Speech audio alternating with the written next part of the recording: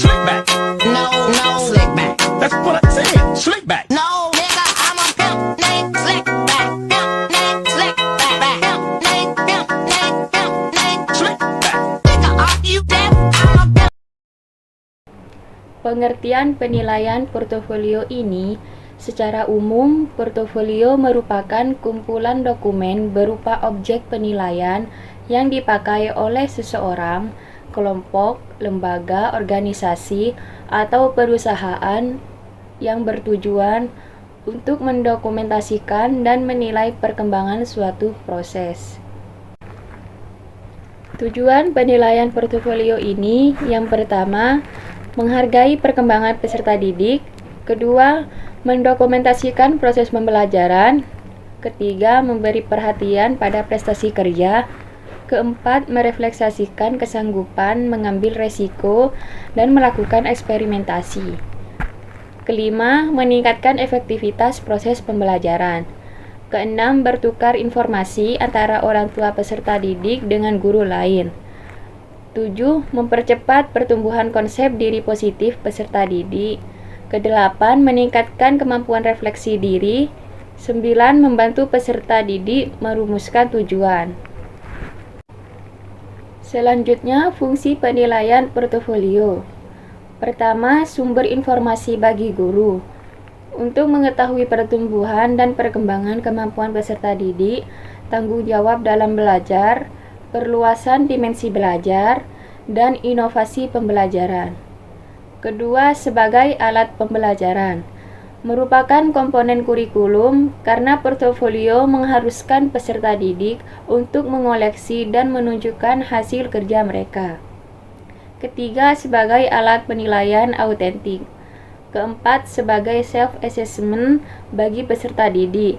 Maksudnya, peserta didik mempunyai kesempatan yang banyak untuk menilai diri sendiri dari waktu ke waktu. Adapun prinsip-prinsip penilaian portofolio. Yang pertama, mutual trust atau saling mempercayai. Artinya, jangan ada saling mencurigai antara guru dengan peserta didik maupun antar peserta didik.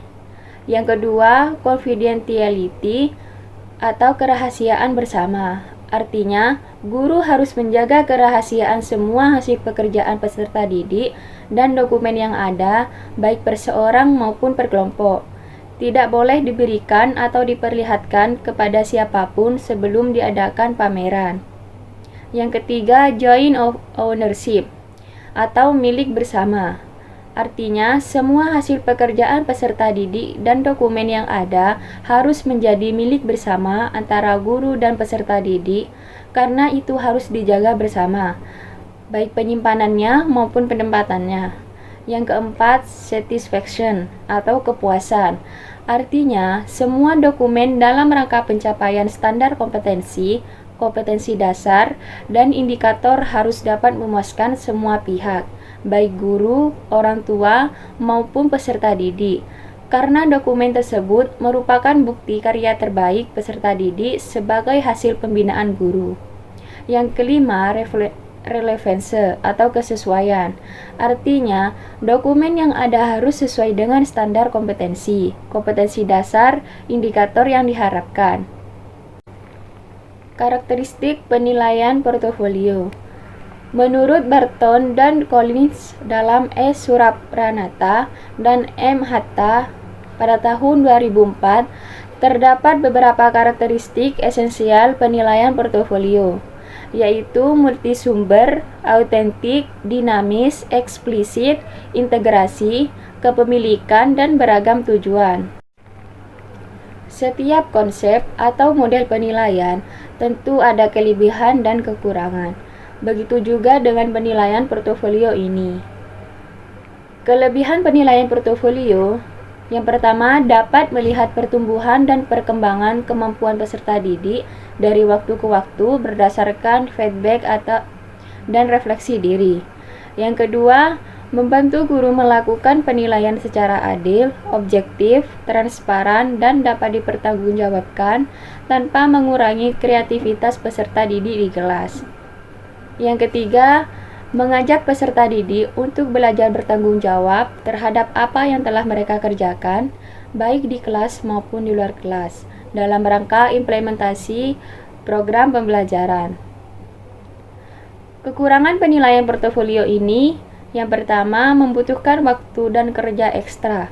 Yang kedua, penilaian portofolio dianggap kurang reliabel dibandingkan dengan bentuk penilaian yang lain. Yang ketiga, ada kecenderungan guru hanya memperlihatkan pencapaian akhir sehingga proses penilaian kurang mendapat perhatian. Adapun jenis penilaian portofolio. Yang pertama, portofolio proses. Jenis portofolio proses menunjukkan tahapan belajar dan menyajikan catatan perkembangan peserta didik dari waktu ke waktu. Yang kedua, portofolio produk. Jenis penilaian portofolio ini hanya menekankan pada penguasaan materi dari tugas yang dituntut dalam standar kompetensi, kompetensi dasar, dan sekumpulan indikator pencapaian hasil belajar, serta hanya menunjukkan evidensi yang paling baik, tanpa memperhatikan bagaimana dan kapan evidensi tersebut diperoleh. Portofolio produk ini memiliki dua contoh, yaitu portofolio tampilan dan portofolio dokumentasi. Tahap-tahap penilaian portofolio yang disarankan. Yang pertama, menentukan tujuan dan fokus portofolio. Yang kedua, menentukan isi portofolio. Yang ketiga, mengembangkan kriteria penilaian. Yang keempat, menyusun format penilaian. Kelima, mengidentifikasi pengorganisasian portofolio. Keenam, menggunakan portofolio dalam praktik. Ketujuh, menilai pelaksanaan portofolio. 8, menilai portofolio secara umum. Secara keseluruhan, bahan-bahan penilaian portofolio dapat dikelompokkan menjadi beberapa bagian, yaitu yang pertama, penghargaan yang diperoleh peserta didik. Kedua, hasil pekerjaan peserta didik. Ketiga, catatan atau laporan dari orang tua peserta didik atau teman sekelas. 4. Catatan pribadi peserta didik. 5. Bahan-bahan lain yang digunakan. Keenam, alat-alat audio visual, video atau disket.